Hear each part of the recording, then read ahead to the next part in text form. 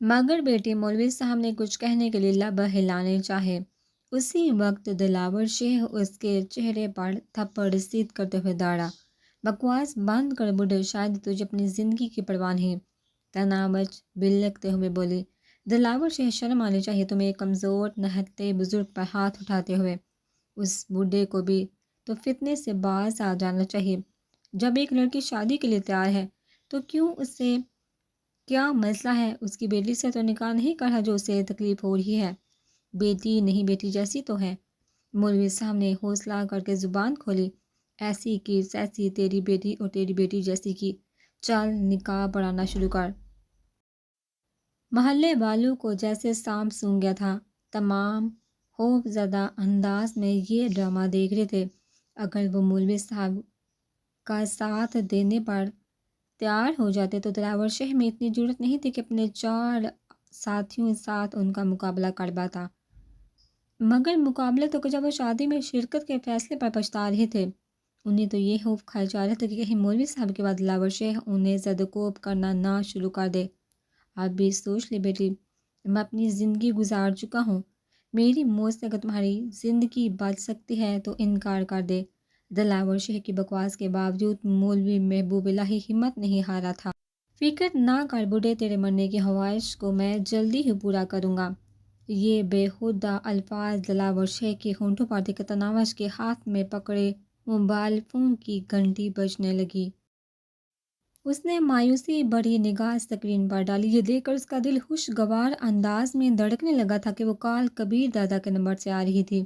اس نے بے صبری سے بٹن دبا کر رابطہ جوڑا۔ السلام علیکم۔ اس کی آواز سے حد درجے کی شکر گزاری ابھر رہی تھی۔ وہ سلام کا جواب دیے بغیر گویا ہوا، معذرت خواہ ہوں، میں موبائل فون ملازم کے ہاتھ میں تھا اور میں ورزش میں مشغول تھا۔ اس نے ابھی آ کر اطلاع دی ہے، میں بس تمہاری جانب نکل پڑا ہوں۔ میں منتظر ہوں۔ خوشی کے مارے سے بولنا مشکل ہو گیا تھا۔ کبیر دادا نے مزید کوئی بات کیے بغیر رابطہ منقطع کر دیا تھا۔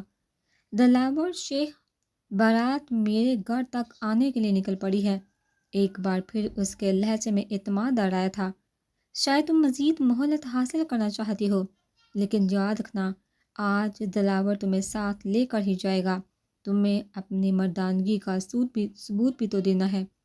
وہ بے باکی سے بولی، ضرور دینا، بس 20-25 منٹ ٹھہر جاؤ۔ اسی وقت دلاور کا چمچہ کرمدین سر پر مٹھائی کا ٹکڑا لاد دروازے سے نمودار ہوا۔ مٹھائی تقسیم ہونے تک تمہارے یار کا بھی انتظار کر لیتے ہیں۔ تمہیں اگر اس کی موت کے بعد ہی میری بیوی بننا ہے تو مجھے کیا اعتراض؟ زہر ہند لہجے میں کہتے ہوئے اپنے آدمیوں سے بولا۔ چلو بھائی، حاضرین میں مٹھائی تقسیم کرو۔ کیا یاد کریں گے یہ لوگ دلاور شیخ کی شادی میں شرکت کے لیے آئے اور اب تک پھیکا منہ لیے بیٹھے ہیں؟ جی باس، کہہ کر وہ سب سے پہلے مٹھائی کا ٹکڑا دلاور شیخ کے قریب لائے۔ وہ ایک گلاب جامن اٹھا کر منہ میں رکھتے ہوئے بولا، اس خلوص مولوی کا منہ بھی میٹھا کرواؤ۔ انہوں نے مٹھائی کا ٹکڑا مولوی صاحب کے سامنے پکڑا۔ مولوی صاحب کا دل تو بالکل بھی نہیں چاہ رہا تھا کہ مٹھائی کو ہاتھ لگائے۔ اسے دیکھ کر تنامچ بولی، چچا جان بے فکر ہو کر مٹھائی لے، تمہاری بیٹی کا دلہا چاند منٹ میں پہنچنے والا ہے۔ ہاں ہاں ہاں، دلاور شیخ نے زبردستی کا قہقہ لگایا۔ دلہا نہیں، قربانی کا بکرا کہو جس نے آج دلاور کے ہاتھوں ذبح ہونا ہے۔ مولوی محبوب الہی نے بے دلی سے مٹھائی کا ایک دانہ اٹھا لیا تھا، مگر اس نے وہ دانہ منہ میں نہیں ڈالا تھا۔ دلاور شیخ کی حرام کی مٹھائی کھانے کا اس کا کوئی ارادہ نہیں تھا۔ اس کی مٹھائی نہ کھانے پر دلاور شیخ نے کوئی اعتراض نہیں کیا تھا۔ وہ تو بس حباست بڑی نگاہوں سے تنامش کو گھور رہا تھا جو دلہن کے روپ میں قیامت ڈال رہی تھی۔ البتہ اس کے چہرے پر نظر آنے والے اطمینان سے ضرور اچنبے میں ڈالے ہوئے تھا۔ اس کے وہم و گمان میں بھی آنے والے ہولناک وقت کا تصور موجود نہیں تھا، ورنہ وہ وہاں سے بھاگنے میں 1 منٹ بھی نہ لگاتا۔ اس کے کرندے بامشکل لوگوں میں مٹھائی تقسیم کر پاتے کہ بریکو کی زوردار چڑچڑاہٹ کی آواز ان کے کان میں پڑی۔ تناوش کے ہونٹوں پر خوبصورت تبسم نمودار ہوا۔ اس کا دلہا اس کے خوابوں کا شہزادہ پہنچ گیا تھا۔ تمام لوگ دروازے کی طرف متوجہ ہو گئے تھے۔ ایک جھٹکے سے دروازہ کھلا، اس کے ساتھ ہی کبیر دادا کے کرداور وجود نے تناوش کی نظروں کو ٹھنڈک بخشی۔ اس نے سپورٹ پجامے کے اوپر ٹی شرٹ پہنی ہوئی تھی، جس سے اس کے بازو کی مچھلیاں تڑپتی ہوئی نظر آ رہی تھی۔ یقیناً وہ اپنی ورزش ادھوری چھوڑ کر تناور سے کیا وعدہ نبھانے آن پہنچا تھا۔ اس کے عقب میں اسی ہی کی طرح 4 قداور محافظ موجود تھے، ان میں سے 2 تو دروازے پر رکے تھے، جبکہ 2 کبیر دادا کے عقب میں چلتے رہے۔ ان کے ہاتھوں میں جدید رائفلیں نظر آ رہی تھی۔ کبیر دادا حاضرین پر نظر ڈالنے کی زحمت کے بغیر سیدھا تناوش کے قریب پہنچا۔ میں آگے ہوں۔ اس کی دھیمی آواز بھی ایسی تھی جیسے بادل گرج رہا ہو۔ تناوش کو لگا سچ مچ اس کا محبوب پہنچ گیا ہو۔ کبیر دادا کا چہرہ ایک لمحے اس کی چاہت بڑی نگاہوں کے ہزار میں مقید رہا۔ اس کے بعد تناوش نے اپنی نگاہیں دلاور شیخ کی طرف موڑی۔ اس کی ٹانگوں کی لرزش واضح طور پر نظر آ رہی تھی۔ آپ بیٹھیے نا، آپ نے چاہت بڑے لہجے میں کبیر دادا کو بیٹھنے کی دعوت دی۔ اس نے چاہت بڑے لہجے میں کبیر دادا کو بیٹھنے کی دعوت دی۔ اس بعد میں سا ہلاتے اس نے چارپائی پر جگہ سنبھالی۔ دونوں محافظ اس کے عقب میں کھڑے ہو گئے تھے۔ دلاور شیخ میرا دلہا پہنچ گیا۔ تناوش کے قریب پہنچتے ہوئے اطمینان بڑے لہجے میں بولی، میں کبیر دادا، وہ میں۔ تناوش سے نظریں چراتے ہوئے کبیر دادا کے سامنے ہاتھ باندھ کر کھڑا ہو گیا۔ کبیر دادا کے چہرے پر ہلکی سی مسکراہٹ نمودار ہوئی۔ سنا ہے تم نے میری ہونے والی بیوی کو کہا ہوا ہے کہ اس کے شوہر کو تم اپنے ہاتھوں سے ختم کرو گے۔ چلو میں آگے ہوں، اپنی قسم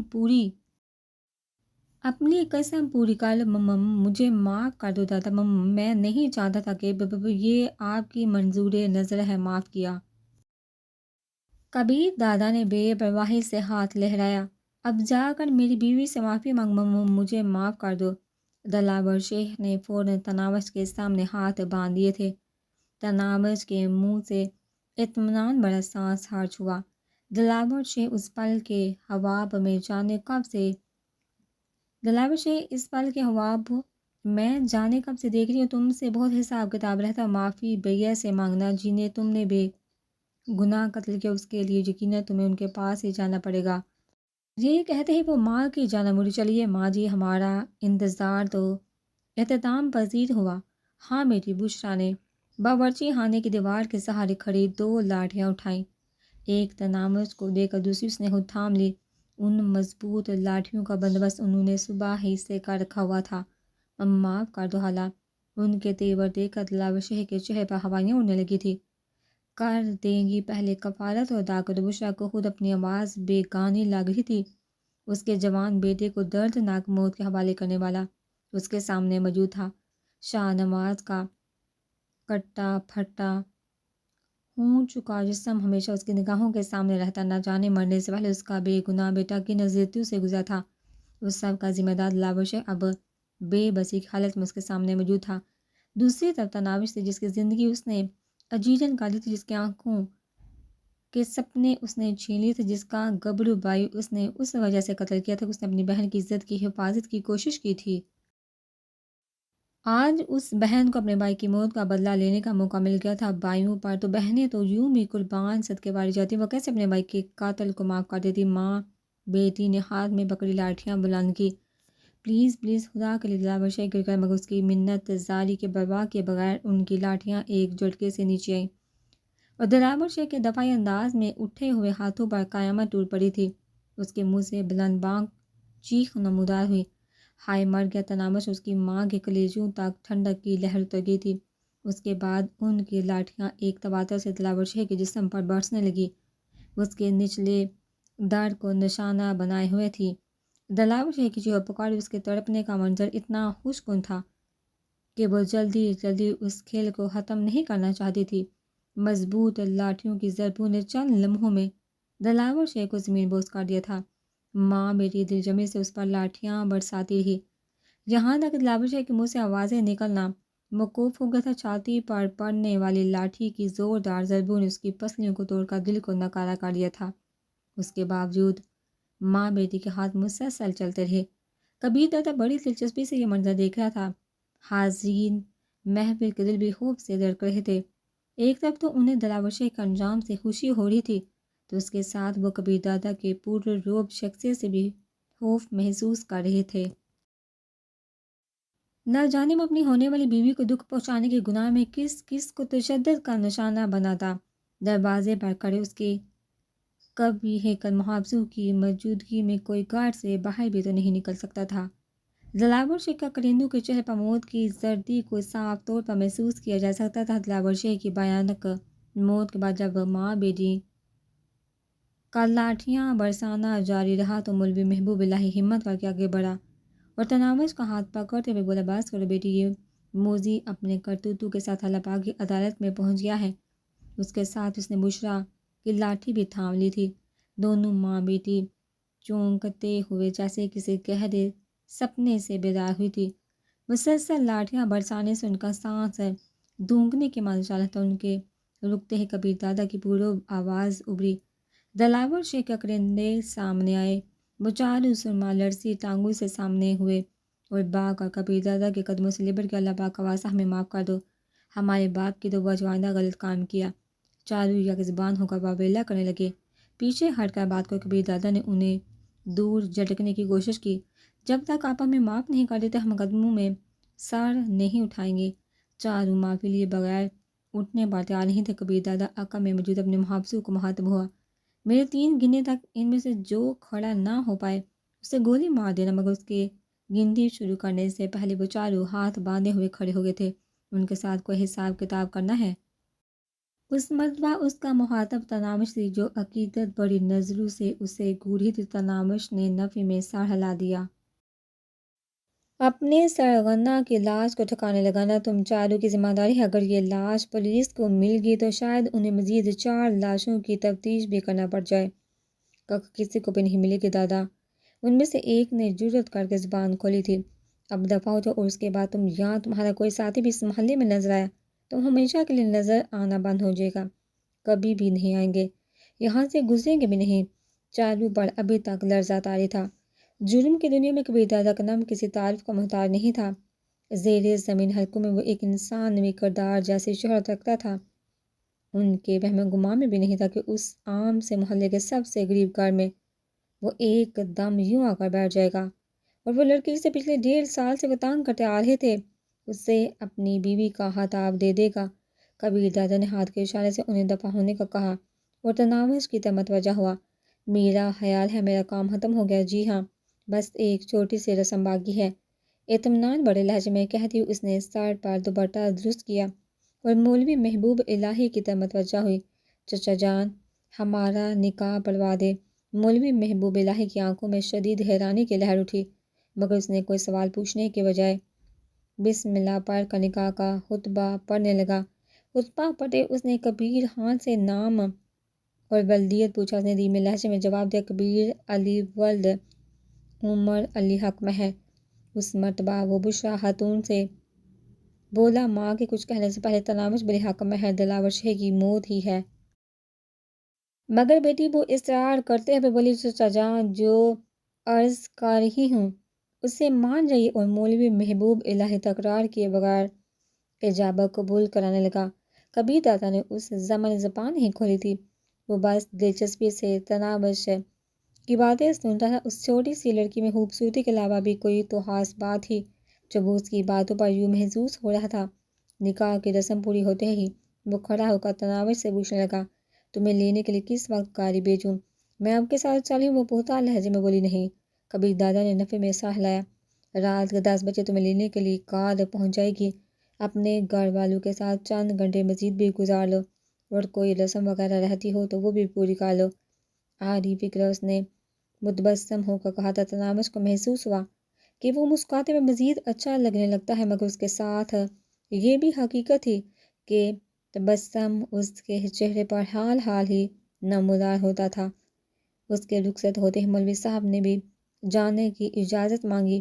مولوی محبوب الہی کے سامنے سر جھکائے ہوئے وہ ممنونیت سے بولی، چچا جان، آپ کے احسانات ہمیشہ قرض رہیں گے۔ چچا بھی کہتی ہو، احسانات کا ذکر بھی کرتی ہو۔ پگلی بیٹیوں پر احسان نہیں کیے جاتے، ان کا حق ادا کرنے کی کوشش کی جاتی ہے۔ مولوی محبوب الہی اس کے سر پر شفقت پر ہاتھ پھیرنے لگے۔ اللہ پاک ہر لڑکی کو ایسا ہی سرپرست عطا کرے، گلو گر لہجے میں کہہ کر وہ ماں کی طرف مڑی اور اس کے گلے لگ کر رو پڑی۔ محلے والے بھی نادم اور حفیظ انداز میں ماں بیٹی کے قریب ہو کر انہیں مبارکباد دینے لگے۔ گو وہ سالکہ نے ان کے سروں سے کافی اونچی گزری تھی۔ کبیر دادا جیسی شخصیت کی آمد، دلاور شیخ کی بھیانک موت ماں بیٹی کی کارروائی، تناوش کا نکاح، سب کچھ نہایت عجیب تھا، مگر وہ سوال کرنے کی جرات نہیں کر پا رہے تھے۔ ان کے لیے بس یہ بات باعث اطمینان تھی کہ کبیر دادا نے دلاور شیخ کرندے کو ہمیشہ ہمیشہ کے لیے ان کے محلے سے دفع ہو جانے کا حکم دے دیا تھا۔ محلے کی عورتوں میں بھی ہلچل مچی ہوئی تھی۔ کہیں ایک نے تو دلاور شیخ کا انجام صحن میں اپنی آنکھوں سے دیکھا تھا۔ تناوش کے شوہر کو دیکھ کر تو ان کی آنکھیں حیرت سے پھٹی رہ گئی تھی۔ گو وہ تناوش سے عمر میں کافی بڑا تھا، مگر اس کا رکھ رکھاؤ، روب، دبدبہ ایسا تھا کہ عمر کا فرق بالکل ہی پس منظر میں چلا گیا تھا۔ سب سے بڑھ کر تناوش کا رویہ انہیں حیرت میں ڈالے ہوا تھا۔ کوئی دلہن نکاح کے وقت یوں باتیں نہیں کیا کرتی، نہ وہ اپنے حق مہر کے متعلق منہ کھولتی اور نہ شوہر کو یوں مشورے دیا کرتی، مگر وہاں اتنے عجیب حالات ظہور پذیر ہوئے تھے کہ کسی کے گمان میں بھی نہیں آ سکتے تھے۔ وہ کس کس بات پر حیران ظاہر کرتے۔ مولوی صاحب کے جانے کے بعد مرد حضرات بھی وہاں سے کھسک لیے تھے۔ ان کے جانے کے بعد عورتوں کو کھلی آزادی مل گئی تھی۔ تمام نے تناوش اس کی ماں کو گھیر لیا تھا۔ یوں بھی شادی کے دن دلہن مرکز نکاح ہوتی، مگر وہ تو ایسی دلہن تھی جس نے تمام کے دماغ کو چکرا کر رکھ دیا تھا۔ گھر میں کان پڑی آواز سنائی نہیں دے رہی تھی، کوئی ماں بیٹی کو مبارک دے رہی تھی تو کوئی دلاور شیخ جیسے موذی کی موت با اظہار تشکر کر رہی تھی، اور کوئی اس حیران کن واقعے پر تبصرے میں مشغول تھی۔ غرض جتنے منہ اتنی باتیں، یوں بھی عورت ذات باتیں کرنے کے لیے پیدا ہوئی ہے، سننا اس نے کسی کی نہیں ہوتی۔ اپنی کہے جانا دوسرے کی سنے بغیر سہلاتے جانا عورتوں کی عادت ثانیہ ہوتی ہے۔ اس وقت وہاں اسی عادت کا بھرپور طریقے سے اظہار ہو رہا تھا۔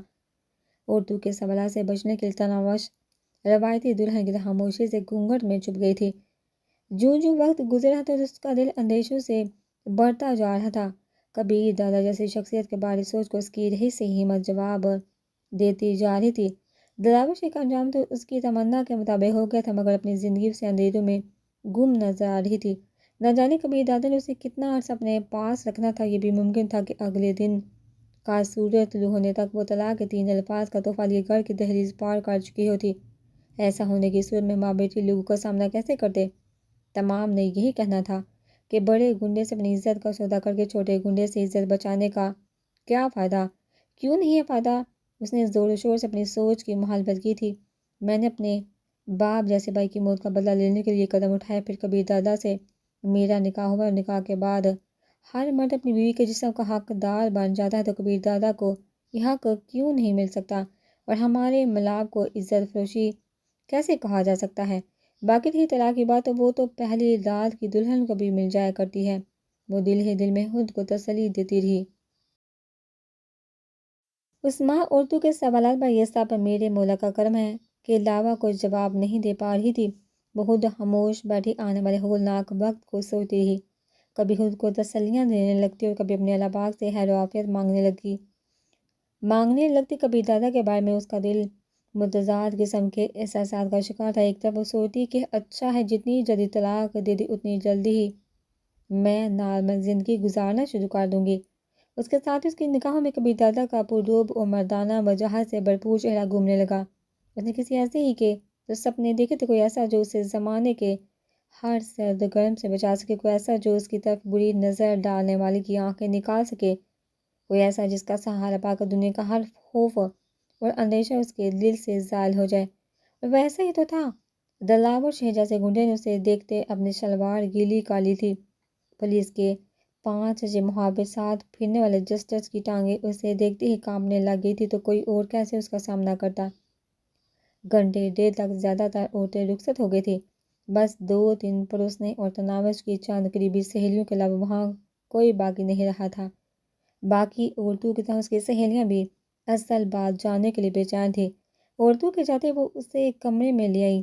اس کے ساتھ ہی سلما نے تمام کے ذہنوں میں مچلتے سوالوں کو الفاظ کی شکل دے دی تھی۔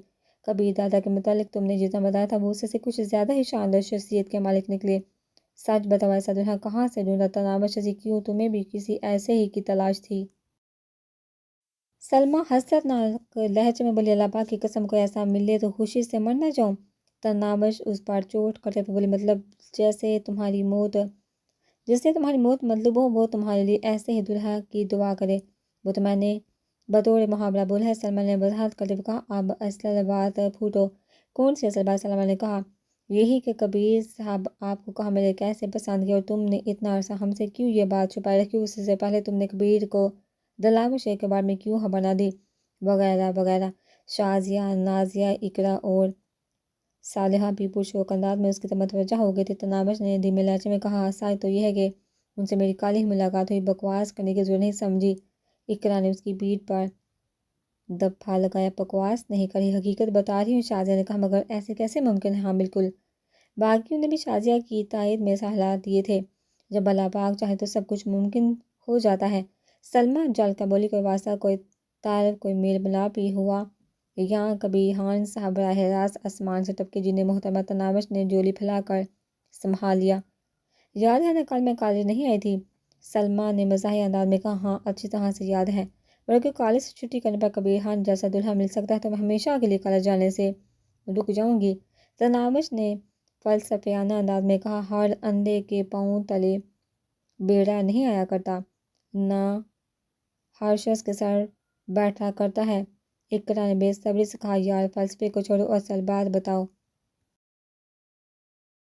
نازیہ بولی، ہاں ہاں جلدی جلدی اصل بات کہہ سناؤ، یہ نہ ہو کبیر خان صاحب محترمہ کو لینے پہنچ جائے، آخر اتنی پیاری دلہن کے بغیر وہ بھی تو اداس ہو جائیں گے۔ کاش ایسا ہوتا۔ حسناک انداز میں سوتے ہوئے اس کے منہ سے ٹھنڈا سانس خارج ہوا اور وہ انہیں تفصیل بتانے لگی۔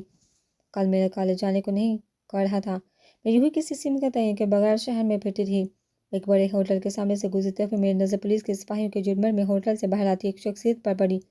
میرے دل میں ایک دم اسے اپنے حالات بتانے کا خیال پیدا ہوا۔ وہ اپنی قیمتی کار میں بیٹھ کر ہوٹل سے باہر آنے والی روش پر آ رہا تھا۔ میں اسے روکنے کے لیے آگے بڑھنے لگی تھی کہ سڑک پر ایک مرسڈیز نمودار ہو کر اس شخص کا راستہ روک دیا اور جانتی ہوں مرسڈیز میں وہ سوار تھے۔ وہ کون؟ شازیہ نے مزاحیہ انداز میں کہتے ہوئے اپنے دائیں ہاتھ کی انگلیوں کو بھی سوالیہ انداز میں حرکت دی تھی۔ ان کے ہونے والے وہ یار۔ اب خاموشی سے بات سنو۔ سلمیٰ نے بیزاری بڑے انداز میں شازیہ کو جڑ کر باقی بھی شازیہ کو خشمگین نظروں سے گھورنے لگی تھی۔ اچھا سوری یار، اب نہیں بولتی۔ شازیہ نے فوراً اپنے ہاتھ بلند کر لیے۔ تناوش دوبارہ بولنے لگی، ہوٹل سے نکلنے والی شخصیت ایک جج تھی اور یقین مانو پولیس کے محافظوں میں گھری اس جج نے جب انہیں دیکھا تو وہ تھر تھر کانپنے لگ گیا تھا۔ غالباً ان کے کسی آدمی کا مقدمہ اس جج کی عدالت میں پھنسا ہوا تھا۔ انہوں نے جج کو کل تک اپنے آدمی کے حق میں فیصلہ سنانے کا حکم دیا جسے جج نے بغیر کسی حجت کے مان لیا تھا۔ مجھے معلوم ہو گیا کہ مجھے کس کے سامنے فریاد کرنا چاہیے۔ بس موقع ملتے ہی میں نے اپنی پریشانی ان کے سامنے دہرا دی۔ انہوں نے مجھ سے شادی کرنے کی شرط پر میری مدد کرنے کی ہمیں بڑی، بس اتنی سی بات ہے، باقی کا سارا واقعہ تو تم لوگوں نے اپنی آنکھوں سے دیکھ لیا۔ تناوش نے گول مٹول انداز میں انہیں سارا واقعہ سنا دیا۔ ارے کہیں وہ دلاور شہر سے بھی بڑا، میرا مطلب کوئی ایسا ویسا آدمی تو نہیں ہے؟ شازیہ نے محتاط انداز میں جو کہا وہی تمام کے دماغ میں گونجا تھا، اگر اس کے بعد انہیں ایسا ویسا کہا تو مجھ سے برا کوئی نہیں ہوگا۔ تناوش سچ مچ ناراض ہونے لگے تھے، حالانکہ یہ بات اسے اچھی طرح سے پتہ تھی کہ کبیر دادا کیا تھا۔ باقی تمام سہیلیاں بھی خشمگین نظروں سے شازیہ کو گھورنے لگی تھی۔ کو اندازہ تو انہیں بھی ہو گیا تھا کہ کبیر دادا کی اصلیت کیا تھی، مگر ایسے سچ پیٹھ پیچھے بولے جاتے ہیں، منہ پر نہیں۔ میں نے تو بس یوں ہی شازیہ منمنا کر رہ گئی تھی۔ بیٹی کھانا لاؤں؟ بشرا نے اندر آ کر پوچھا۔ ماں جی دل نہیں چاہ رہا، اس نے انکار میں سا ہلایا، تھوڑا سا کھا لو اور تمہاری سہیلیاں بھی تو کھائیں گی نا۔ بشرا منصرف ہوتے ہوئے کھانا لینے چلی گئی۔ سہیلیوں کی وجہ سے اس نے بھی تھوڑا سا کھانا زہر مار کر کھا لیا اور پھر وقت گزرنے کا پتہ ہی نہیں چلا۔ کار کے ہارن پر اس نے پاس بیٹھی سلمیٰ سے وقت پوچھا۔ وہ گھڑی پر نظریں دوڑاتے ہوئے بولی، 9:15۔ وہ سرسراتے ہوئے لہجے میں بولی، ان کی کار وقت سے گھنٹہ بھر پہلے پہنچ گئی ہے۔ سلمیٰ نے مانحوس لہجے میں کہا، ہاں جی، صبر ہی کہاں ہو رہا ہوگا بیچارے سے۔ تناوش سرخ پڑتے ہوئے بولی، بکواس نہ کرو، اس میں بکواس کی کیا بات ہے، خود ہی تو بتا رہی تھی کہ آپ کے وہ 10 بجے کار بھیجیں گے۔ تناوش منہ بناتے ہوئے بولی، تو تمہیں کیا تکلیف ہے؟ سلمیٰ کھلکھلا کر ہنسی، تکلیف تو ہر جس کو ہونے اسے معلوم ہے، باقی میں نے آپ کے ان کا ارادہ ہی بتایا تھا۔ اسی وقت دروازے پر دستک ہونے لگی۔ بشرا دروازے کی طرف بڑھ گئی۔ دروازہ کھولنے پر اسے 2 عورتیں اور ایک مرد کھڑے دکھائی دیے۔ گلی میں ایک چمکتی دمکتی کار بھی کھڑی تھی۔ آئیے جی، اس نے ایک طرف ہو کر انہیں اندر آنے کا راستہ دیا۔ میں کار میں بیٹھا ہوں، آپ لڑکی کو لے آئیے۔ مرد نے اندر گھسنے سے اعتراض بڑھتا تھا۔ بشریٰ کو اس کا تناوش کے لیے دلہن کے بجائے لڑکی کا لفظ استعمال کرنا نہایت عجیب اور برا لگا تھا، مگر اس نے کچھ کہنے کی ضرورت محسوس نہ کی۔ عورتوں کو ساتھ لے کر تناوش کے کمرے کی طرف بڑھ گئی۔ اسے دونوں عورتیں ملازمہ نظر آتی تھیں، اسی وجہ سے وہ ان کا تعارف چاہے بغیر کمرے کی طرف بڑھ گئی۔ بیٹھی میں کھانا لاتی ہوئی بشریٰ نے انہیں بیٹھنے کی دعوت دی۔ نہیں شکریہ، ہمارے پاس وقت کم ہے۔ وہ عجلت میں دکھائی دے رہی تھی۔ تناوش کی سہیلیوں سے سہارا دے کر اٹھانے لگی، باری باری تمام سے گلے مل کر وہ ماں سے مل کر رو پڑی تھی۔ بشریٰ اس کی بیڑی سے ہلاتے ہوئے اس کی تسلی دینے لگی، مگر خود اپنے آنسو نہیں روک پا رہی تھی۔ پلیز چلیے، وقت کم ہے، دونوں عورتوں نے ایک بار پھر کہا۔ تناوش ان کے ہمراہ چل پڑی تھی، تمام سہیلیاں۔ بشریٰ ان کے پیچھے تھی۔ دروازے سے نکلتے وقت وہ ایک بار پھر ماں سے لپٹ گئی تھی۔ اسے زیادہ جذباتی ہوتے دیکھا، عورتوں نے ایک مرتبہ پھر وقت کی کمی کا رونا رو کر اسے چلنے کو کہا۔ بشریٰ نے اس کی پیشانی چوم کر اسے حسن ارادہ کیا اور وہ دونوں عورتوں کے درمیان میں کار کی عقبی نشست پر بیٹھ گئی۔ اگلی سیٹ پر ڈرائیور کے ساتھ وہی مرد براجمان تھا جس نے دروازے پر دستک دی تھی۔ تناوش کے بیٹھتے ہی ڈرائیور نے کار آگے بڑھا دی۔ بشریٰ حسرت بھری نظروں سے کار کو دور ہوتے جاتا دیکھ رہی تھی۔ تناوش سر جھکائے ان دونوں عورتوں کے درمیان بیٹھ گئی تھی۔ نہ تو کسی نے اسے مخاطب کیا تھا اور نہ اس نے خود کسی سے بات کرنے کی کوشش کی تھی۔ جو کار گھر سے دور ہوتی جا رہی تھی، اسے اپنا دل ڈوبتا ہوا محسوس ہو رہا تھا۔ وہ سر جھکائے بیٹھی، شرم و حیا ایک دلہن کی فطرت ثانیہ ہوتی ہے، اور وہ تو ایسی دلہن تھی جس کے ساتھ اس کی کوئی واقف کار خاتون بھی موجود نہیں تھی۔ کار کافی دیر چلتی تھی۔ سر جھکا ہونے کی وجہ سے اسے نہ تو دائیں بائیں کے مناظر نظر آ رہے تھے اور نہ وہ دیکھنا چاہ رہی تھی